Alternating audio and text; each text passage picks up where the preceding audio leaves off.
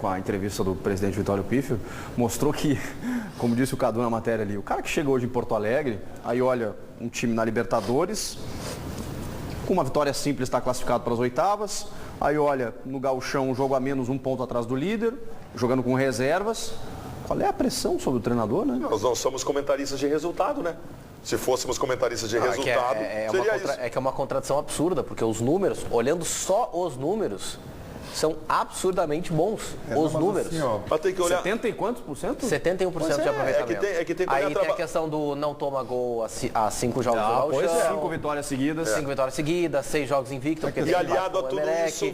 Sendo que dos 13 jogos, né, repetindo ali, dos 13 jogos, 8 foram com o time reserva ou misto. Então, olhando os números, assim, frios, a gente vê uma contradição muito grande no resultado versus desempenho, né? E aliado a tudo isso, o fato de que o Internacional não está jogando absolutamente nada. Não tem um bom jogo na temporada. Deixa eu te falar uma coisa. Sabe qual é assim? Sabe que eu gosto de ti, né, Baldassar? Tá?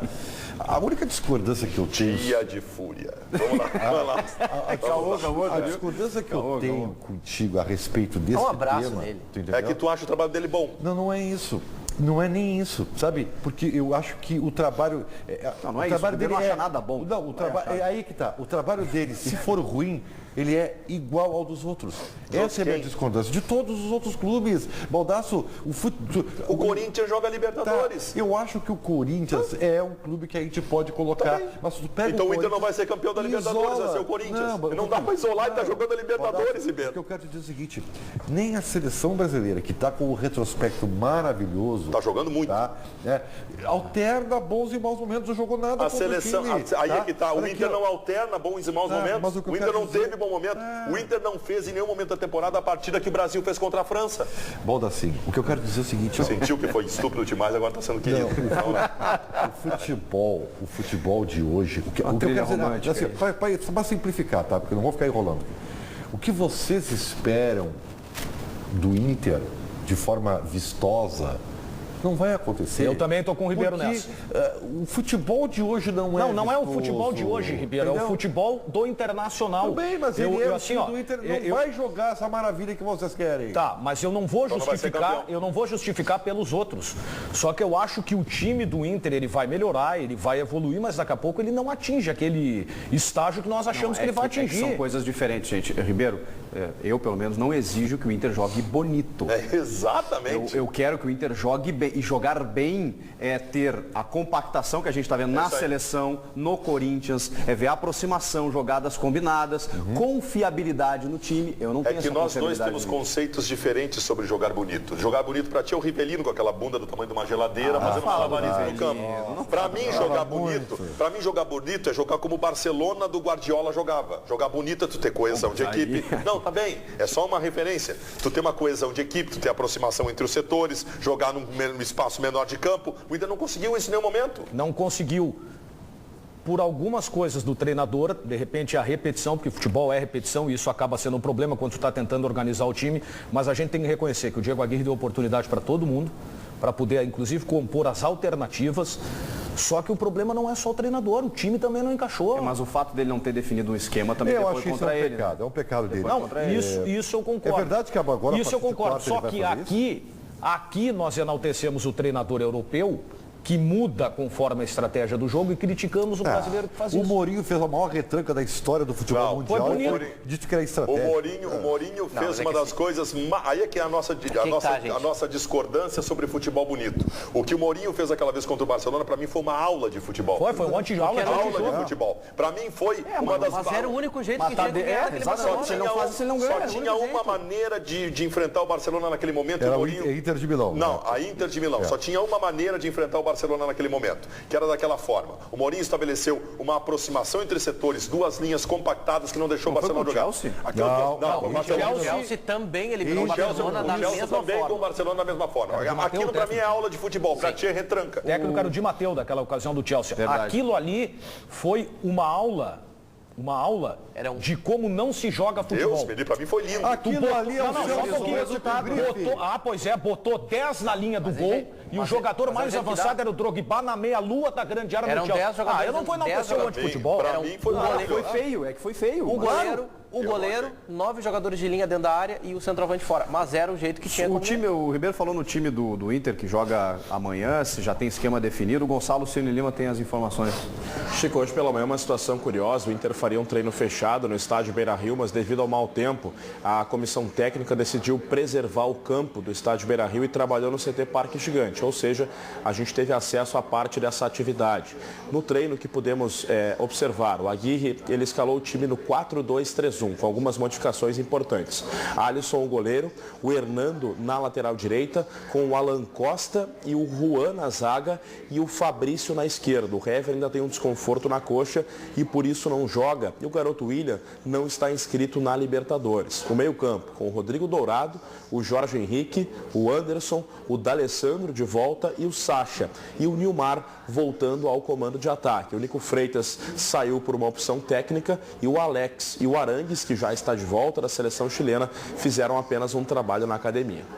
O Rodrigo Dourado aí recebendo mais uma chance aí, olha, não sei não, hein? Uma chance entre os titulares, né? Dessa vez para jogar com os grandões. Os homens que abrem meio campo no grupo do Internacional, ele é o mais qualificado. Ele é o mais qualificado. E esse é um esquema que ele parece, no começo, parece um pouco estranho, assim, com o Hernando na direita e o Jorge Henrique como volante, mas é um esquema que pode virar facilmente um 3-5-2, né? Claro, sim, jogando o Jorge Henrique ali e o Jorge Henrique na ala. O Jorge Henrique ele facilmente consegue fazer essa alternação. É isso que eu digo. Essa alternação durante o jogo. A quantidade de jogadores e com a forma que jogam, ele permite o Diego Aguirre alternar durante jogos. Poucos times hoje têm a condição de fazer esse tipo de modificação, né? Ele larga com o esquema, mas ele pode, com uma recomposição, mudar o posicionamento de um ou outro jogador. Durante a partida, mudar o esquema sem mudar os jogadores. Acho que esse sim é que é o esquema, não tô dizendo o time. Agora, esse é o esquema que o Internacional vai adotar com o Diego Aguirre. Já a gente vai falar do Nilmar, que está de volta, né? O Gonçalo informou, mas antes sobre o Jorge Henrique, Gonçalo. Chico, funciona da seguinte maneira esse meio campo. Na linha de 3 meias, o Sacha fica mais pela esquerda e o D'Alessandro fica mais pela direita. Essa é uma ideia que tem o técnico Diego Aguirre. O Rodrigo Dourado é o primeiro volante e o Jorge Henrique e o Anderson, eles se alternam. Ora, o Jorge Henrique, ele aparece centralizado na linha dos meias, ora ele ajuda na recomposição. Quando o time se defende, principalmente, o Anderson é quem faz o papel de segundo volante. Foi mais ou menos assim que o técnico Diego Aguirre orientou os seus jogadores. Sabe qual é o problema? Parece muito muito bonito essa formatação. Só que a gente não está vendo isso funcionar dentro de campo, né? Eu não estou vendo essa... Mas ele também não está com todo mundo à disposição, né? Mas não teve todo mundo à disposição, tá bem, né? Daniel, mas toda rodada tem um problema. Mas é uma ideia a cada jogo. Agora o Jorge Henrique é primeiro volante. Gente... Segundo. Na verdade, o Rodrigo Dourado abre o meio campo e o Jorge Henrique na segunda linha. Contra o União Frederiquense, o Jorge Henrique foi um volantão. E quem saiu era o Nico. Na grande área. Assim, outra coisa... Nós não sabemos se o Diego Aguirre gosta do D'Alessandro centralizado ou pelo lado direito. Eu acho que até agora. Mas centralizado provou que não deu certo. Tanto que depois ele botou no outro jogo o D'Alessandro pela direita. Mas ele tem jogado muito centralizado. Eu não gosto do D'Alessandro centralizado. Eu acho que ele não rende ali. Pois é, eu não sei e o Aguirre não sabe também. Porque até agora ele não definiu. Não, mas a questão do D'Alessandro centralizado, nós sabemos que ele não consegue ser o mesmo jogador. Em determinado momento nessa temporada, a convicção do Aguirre é que ele deveria jogar centralizado. Eu discordo. O Nilmar está de volta, né? Depois de quase um mês, né? Tá de volta ao time. Eram 10 dias, né? Tem um pouquinho mais. Mas o Nilmar a gente sabe que é um jogador que... Não, o Nilmar acima sabe dos 30 não. anos. Nilmar, vamos começar a jogar bola, risco de se machucar de novo. Chico, vamos começar a jogar bola, Nilmar. Eu não vou ficar te defendendo aqui se vou jogar um ovo que tu tá jogando. É isso aí, eu fico aqui defendendo o Nilmar, né? Tá lá. Mas não tá jogando um ovo, né? Então Daniel, vamos começar a jogar, Chico, tá, Nilmar? Eu não sei da onde que tu tira essas justificativas atenuantes pro Nilmar. O Nilmar é um jogador de 30 anos de idade que tem que ter uma recuperação igual a dos outros. Ele tá sempre no departamento médico. É um jogador que não deu nenhuma resposta para o Inter desde que chegou. Isso é verdade. A desculpa do futebol do Catar acabou no dia 31 de dezembro de 2014, porque ele fez uma pré-temporada igual a todos os outros. Então, não tem justificativa. Não ser que ele tem um problema que a gente não saiba. Não é isso, gente. É que eu ainda espero mais do Nilmar. E eu tenho paciência com ele porque eu sei que ele pode render. Eu também. A paciência com ele é maior do que a tua linha. Eu não só espero, como eu tenho certeza que ele vai retomar o melhor futebol. Assim, posso estar errado. O último jogo dele, ele jogou muito contra a Emelec. Posso estar errado, aí mas ficou no jogo. A minha expectativa é que ele seja um dos nomes do Campeonato Brasileiro. Só que aí é o seguinte, só que aí em cima de uma expectativa que não se confirma nunca, daqui a pouco vai entrar ele no carteiraço no time e vai o Sacha pro banco de reservas, que é o melhor jogador do Inter na temporada. Outra coisa, aí não. Aí não. Estão dizendo que o ataque do Aguirre é Nilmar e Lisandro Lopes? Não, sobrou o Sacha. A gente ficou com essa perspectiva com o próprio depoimento do Diego Aguirre. Sim, isso é informação. O sonho do Diego Aguirre é colocar o Nilmar e o Lisandro Lopes e botar o Sacha no banco. Baldasso, eu acho que ele não contava com o momento do Sacha. Quando ele disse isso, ele não contava que o Sacha desandasse a fazer gol e jogar bem. É óbvio que eu não vou cobrar isso aí, tá? Que isso aí o Nilmar tava... Esse é um dos gols mais bonitos da história do Inter. Tava arrebentando demais, foi demais esse gol. Então, eu não tô cobrando isso. Mas eu espero o Nilmar competitivo, só isso. Ele sendo competitivo, ele vai ser diferenciado e vai ser sim um dos grandes nomes do brasileiro. Mas vamos começar, né? Tá na hora, né? Vamos lá, hein? Sabe quem é que estava assistindo no túnel? Eu me lembro que eu narrei esse jogo. No túnel do estádio, assim, olhando ele fazer o gol, foi o Ronaldo Nazário. Que bom. Ronaldo Nazário ficou parado olhando e eu disse assim, tá babando, hein? Vamos falar de um assunto que o Ribeiro gosta? Vamos para as redes sociais? Mostrar o que a boleirada tá postando aí? Esse é o Brian Rodrigues com o Rodolfo no voo para Campina Grande. Brian 17, o Instagram do Brian. Os dois no avião e tem um tiozinho lá metendo uma janta. O Valdívia Mágico, pouco frio hoje. É um artista, não. Douglas Costa. Na balada, né? E de boné na balada. Cara que não sabe quem é o Schweinsteiger. With my bro. Beleza. Opa. Tinga chutando preconceito, o nosso Paulo César Tinga aí. Bom rever amigos. Esperto, tô descendo ali, ó. Jantando. Alessandro, Rafa, Juan. Com toda a galera do Inter aí. E o Paulo Paixão. E o Rafael Galhardo, lateral direito, entrou com a filha dele pela primeira vez em campo. Que bacana. Né? Olha o Ramiro, parabenizando. Seleção. Meu Deus do céu. É a sua mãe, né? É isso aí, 50 anos da mamãe. Parabéns pra ela, Ramiro. Parabéns, hein? Parabéns. E o Taiberson, Taiberana é o Instagram dele. Que legal. Deixa eu mandar um abraço também aqui para o meu bruxo Charles Muniz, meu colaborador aqui, que sempre manda informações sempre quentes para mim aqui. Muito bom. Um abraço, Charles. Valeu. Depois do intervalo, ele, Fabiano Baldasso, está na marca do pênalti. Até já.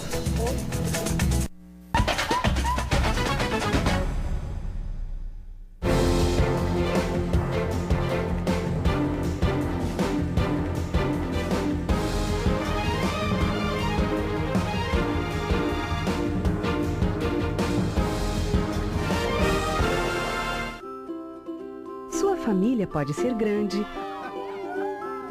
pode ser pequena, pode ser moderna. Não importa como a sua é, existe um GBUX para cada tipo de família. Descubra o seu plano ideal e garanta toda a tranquilidade do mundo para a sua família, seja ela qual for. Consulte seu corretor de seguros. GBUX, Previdência e Seguro de Pessoas. GBUX Previdência e Seguro de Pessoas. A proteção certa para a sua família. A pergunta vem do nosso telespectador, Júlio Brito. Um abraço, Júlio. Pergunta para o Fabiano Baldasso. Baldasso, quem fica mais tempo no DM? A pergunta do Júlio é, o Valdívia do Palmeiras ou você? Mas eu poderia colocar o Nilmar, por exemplo. Cláudio Vinck também. Quem fica mais no DM? Eu fico bastante no DM. Você de açúcar, né, porque eu estou lesionado, nunca preservado, nunca sou poupado. Quando eu fico é porque eu preciso, ao contrário de uns de açúcar aí, tem uns times de futebol aí. Tem que olhar o departamento físico da Bandeirantes. É verdade. Vamos na Central Banco do Esporte. Fala, Gonçalo. Chico, o Fabiano Gremista diz que o esquema do Aguirre é uma imitação do esquema do Grêmio. O Giovanni Palauro. Sim, os times europeus jogam assim, como está escalando o Inter, o Diego Aguirre. Só tem que dar ritmo para o time titular. E o Christian Souza diz que o Rodrigo Dourado tem que ser titular. Voltamos amanhã, 13h. Um grande abraço a todos. Tchau.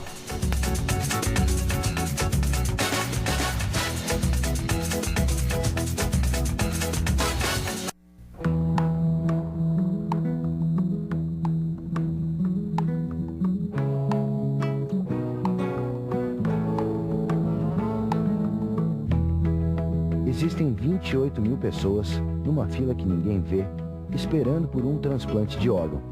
E um único doador pode tirar até 8 pessoas desta fila. Compartilhe a hashtag #1salva8. Declare-se doador.